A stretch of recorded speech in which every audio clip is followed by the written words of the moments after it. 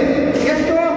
ಹಿಂದಿನ 15 ವರ್ಷದಲ್ಲಿ 15,000 ಕೋಟಿ ಕರ್ನಾಟಕ ಸರ್ಕಾರ ಕಡೆಯಿಂದ ಅಲ್ಪಸಂಖ್ಯಾತರ ಅಭಿವೃದ್ಧಿ ಸಲುವಾಗಿ ಬಂದಿದೆ. ಅದರಲ್ಲಿ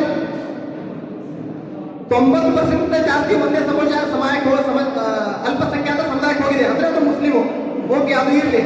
ಅದು ಆದ್ಮೇಲೆ ನಮ್ಮಷ್ಟೇ ಪಾಪ್ಯುಲೇಷನ್ ಇರೋ ಕ್ರಿಶ್ಚಿಯನ್ ಸಮಾಜ ಹಿಂದಿನ 12 ವರ್ಷದಲ್ಲಿ ಸರ್ಕಾರ ಯಾವುದೇ ಇರಲಿ, ಹಿಂದಿನ 12 ವರ್ಷದಲ್ಲಿ ಬಜೆಟ್ನಲ್ಲಿ ಮುಸ್ಲಿಂ ಧರ್ಮದ ಅಭಿವೃದ್ಧಿ, ಕ್ರಿಶ್ಚಿಯನ್ ಧರ್ಮದ ಅಭಿವೃದ್ಧಿ ಸಲುವಾಗಿ 1800 ಕೋಟಿ ರೂಪಾಯಿ ಸರ್ಕಾರ ಬಜೆಟ್ ನಲ್ಲಿ ಡಿಕ್ಲೇರ್ ಮಾಡಿದ್ದಾರೆ. ಎಷ್ಟು? ಹಿಂದಿನ 12 ವರ್ಷದಲ್ಲಿ 1800 ಕೋಟಿ ಕ್ರಿಶ್ಚಿಯನ್ ಅಭಿವೃದ್ಧಿ ಸಲುವಾಗಿ ಕೊಟ್ಟಿದ್ದಾರೆ. ಅವ್ರದ್ದು ಪಾಪ್ಯುಲೇಷನ್ ನಮ್ದು ಪಾಪ್ಯುಲೇಷನ್ ಸಮವಾಗಿದೆ ಮತ್ತು ಅವ್ರಿಗಿಂತ ಕ್ರಿಶ್ಚಿಯನ್ಗಿಂತ ಜಾಸ್ತಿ ಬಡತನ ಜೈನ ಸಮಾಜದಲ್ಲಿದೆ. ಅವ್ರಿಗಿಂತ ಜಾಸ್ತಿ ಅನ್ಎಂಪ್ಲಾಯ್ಮೆಂಟ್ ನಿರುದ್ಯೋಗ ಜೈನ ಸಮಾಜದಲ್ಲಿದೆ. ಅವ್ರಿಗಿಂತ ಜಾಸ್ತಿ ಪ್ರಾಚೀನ ತೀರ್ಥಕ್ಷೇತ್ರಗಳು ಜೈನ ಸಮಾಜದ್ದು. ಹೀಗಿರುವಾಗ ಅವರಿಗೆ ಹಿಂದಿನ 12 ವರ್ಷದಲ್ಲಿ 1800 ಕೋಟಿ ರೂಪಾಯಿ ಕರ್ನಾಟಕ ಸರ್ಕಾರ ಬಜೆಟ್ ನಲ್ಲಿ ಡಿಕ್ಲೇರ್ ಮಾಡಿದೆ. ಆದ್ರೆ ನೋಡಿ, ಜೈನ ಸಮಾಜಕ್ಕೆ ಬಜೆಟ್ ನಲ್ಲಿ 12 ವರ್ಷದಲ್ಲಿ ಡಿಕ್ಲೇರ್ ಮಾಡಿದ್ದು ಬರೀ 90 ಕೋಟಿ. ಎಷ್ಟು? ಬರೀ 90 ಕೋಟಿ.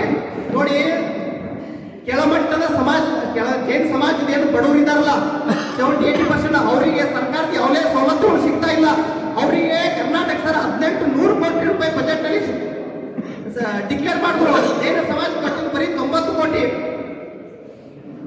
ಅದು ಆದ್ಮೇಲೆ ನಮ್ಮ ಬೇಡಿಕೆ ಏನಂದರೆ, ಪ್ರತಿ ವರ್ಷ ಕರ್ನಾಟಕ ಸರ್ಕಾರ ಜೈನ ಅಭಿವೃದ್ಧಿ ನಿಗಮ ಮಾಡಿ ಪ್ರತಿ ವರ್ಷ 200 ಕೋಟಿ ಜೈನ ಸಮಾಜದ ಅಭಿವೃದ್ಧಿ ಸಲುವಾಗಿ ಕರ್ನಾಟಕ ಸರ್ಕಾರ ಕೊಡಬೇಕು.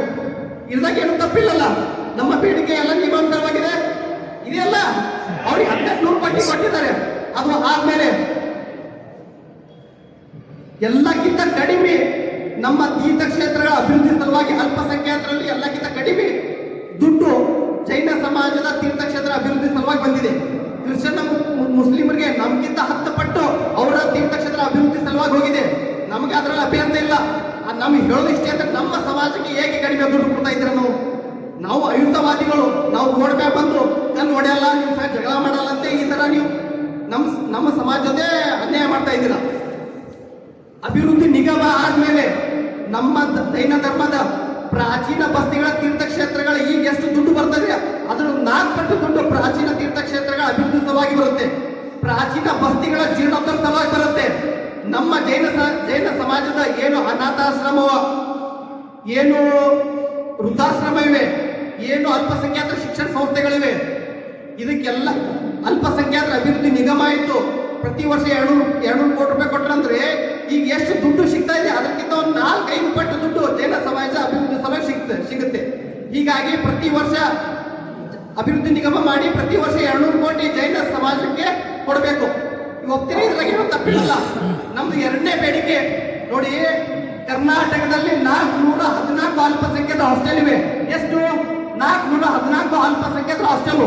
ನಿಮ್ಮ ಊರಿಂದು, ಈಗ ಈ ಊರಿಂದು ಒಂದು ಹುಡುಗ ಬೆಳಗಾವಿ, ಧಾರವಾಡ, ಹುಬ್ಬಳ್ಳಿಗೆ ಹೋಗಿ ರೂಮ್ ಅಥವಾ PG ಯಲ್ಲಿ ಇರ್ಬೇಕಾಯ್ತಂದ್ರೆ ಅವ್ನಿಗೆ 8,000 ರೂಪಾಯಿ ಬೇಕಿಲ್ಲ.